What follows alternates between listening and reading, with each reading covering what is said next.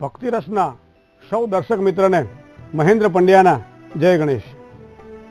સૌરાષ્ટ્રે સોમનાથંચ શ્રીશૈલે મલ્લિકાર્જુનમ ઉજ્જૈન્યમ તુ મહાકાલ ઓમકાર મમલેશ્વરમ પરલ્યામ વૈજનાથંચ ડાકિન્યામ ભીમશંકરમ સેતુબંધેતુ રામેશમ નાગેશમ દ્વારુકાવને વારાણસ્યામ તુ વિશ્વેશમ ત્રંબકમ ગૌતમી તટે હિમાલયે તુ કેદારમ ગૃષ્ણેશમ ચ શિવાલયે એતાની જ્યોતિર્લિંગાની સાયં પ્રાતઃ પઠેન્નર સપ્તજન્મ કૃતમ પાપ સ્મરણેન વિનશ્યતે.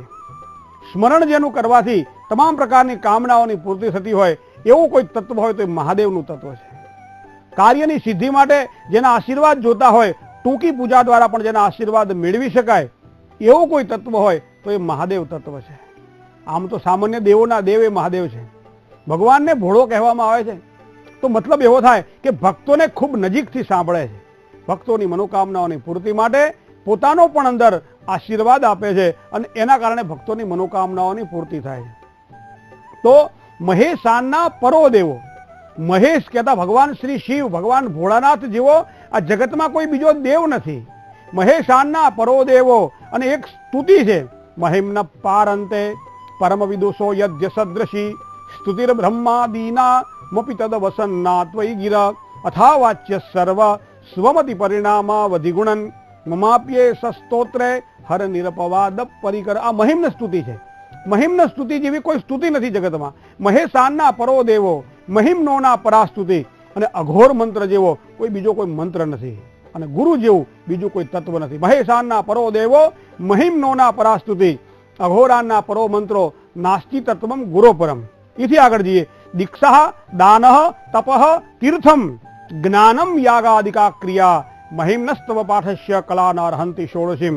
કોઈ પણ જ્યારે વસ્તુની ફળ પ્રાપ્તિ જોઈતી હોય ત્યારે બધી જ વસ્તુઓનું ધ્યાન રાખવાનું હોય છે. મંત્રનું ધ્યાન રાખવાનું હોય, આરાધના કઈ રીતે કરવાની એનું ધ્યાન રાખવાનું હોય, કેટલા મંત્રના જાપ કરવા હોય એનું ધ્યાન રાખવાનું હોય.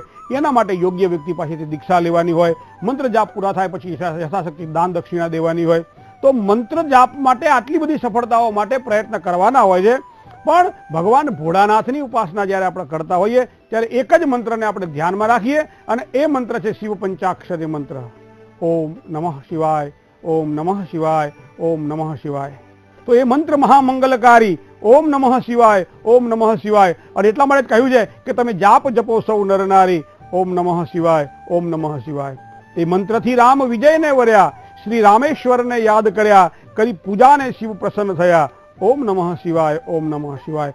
સોમવારનો દિવસ હોય, સવારમાં મહાદેવજીના મંદિરમાં જઈ ભગવાન ભોળાનાથની સ્તુતિ કરીએ. વંદે દેવ ઉમામપતિ સુરગુરોર વંદે જગત કારણમ વંદે પન્નગ ભૂષણમ મૃગધરમ વંદે પશુનામ પતિ વંદે સૂર્ય શશાંક વહની નયનમ વંદે મુકુંદ પ્રિયમ વંદે ભક્ત જના સ્વયંસ વરદમ વંદે શિવમ શંકરમ.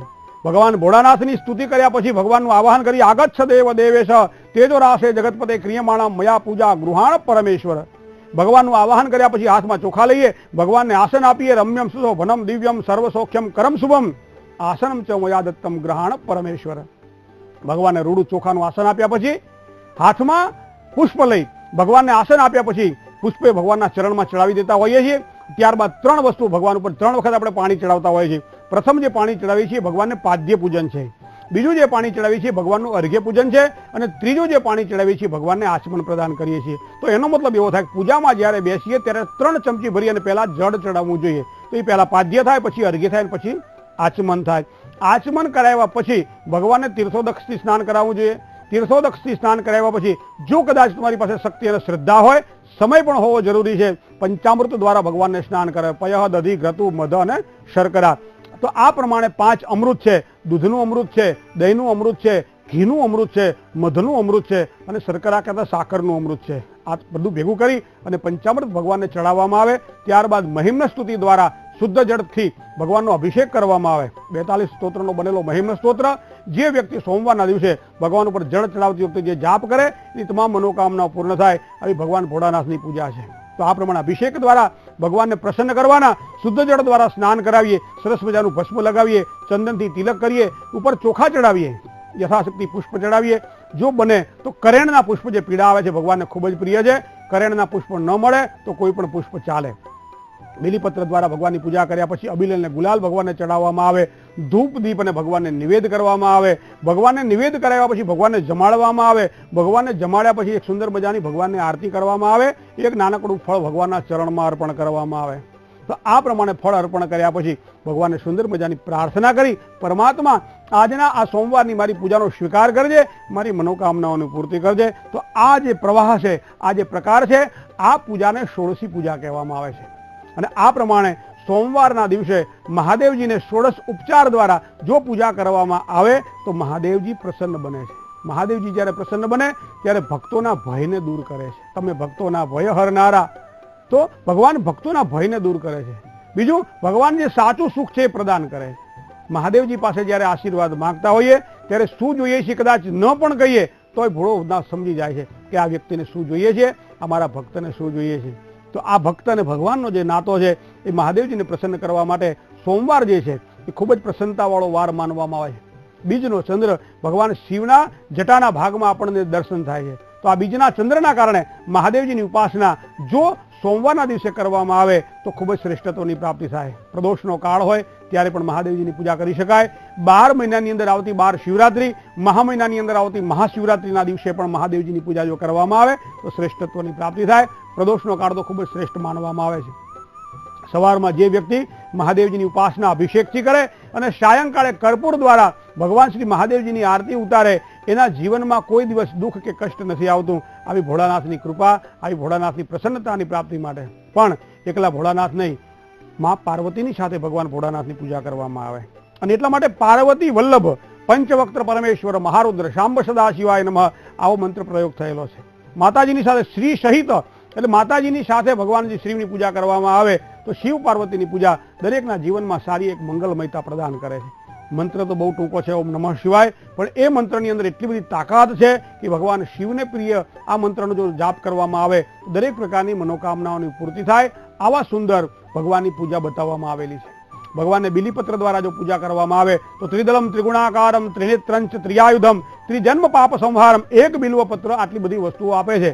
3 જન્મના પાપને બાળીને ખાક કરી નાખે છે.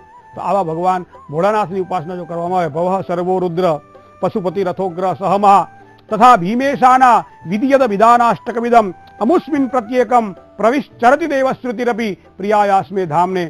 તો આ ભગવાન ભોળાનાથની પૂજા છે કે જેને શ્રુતિ અને સ્મૃતિ પણ જેની આરાધના કરે છે. મા સરસ્વતી શારદા અસિત ગિરીશમમ સાત્કજ્જલમ સિંધુ પાત્રે સુરતરુ વર્ષાખા લેખિની પત્ર મુરવી લિખતી યદિ ગૃહીત્વા શારદા સર્વકાલમ તદપિ તવ ગુણાનામિષ્ય પારમ ન યાદે. મા સરસ્વતી શારદા અહર્નિશ એની સ્તુતિ કરે, અહર્નિશ એની પૂજા કરે. સમગ્ર જે વનરાઈઓ છે એ વનરાઈઓના પાનને કાગળ બનાવવામાં આવે.